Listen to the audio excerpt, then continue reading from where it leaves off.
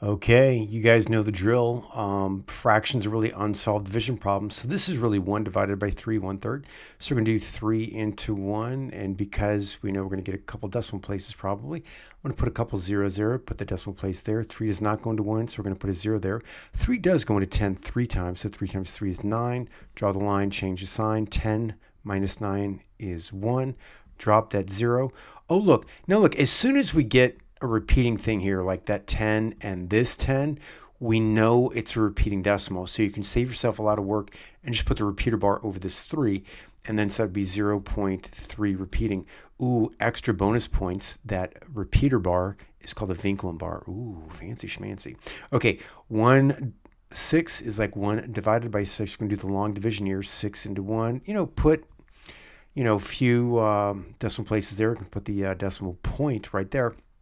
6 does not go into 1, so we're going to put a 0 there. 6 does go into 10 once, and that's a 6. Draw the line, change the sign. 10 minus 6 is 4. Drop a 0. 6 in the 40, that goes 6 times. 6 times 6, 36. Draw the line, change the sign. I'm going to drop a 0 beforehand. 40 minus 36 is 4. Oh, look at this. Look at this. Like I said, whenever we got a match, like these 40s, it's like, oh, we got us a repeating decimal.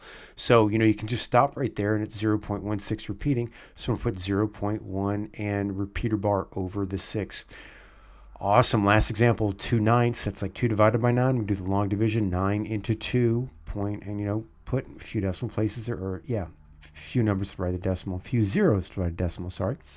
9 is not going to 2. We're going to put a 0 there. 9 does go into 20 2 times. 2 times 9 is 18. Draw the line, change the sign.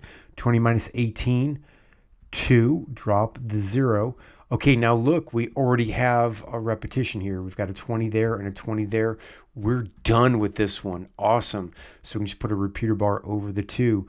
2/9 is 0.2 repeating. Ha ha ha, we're done.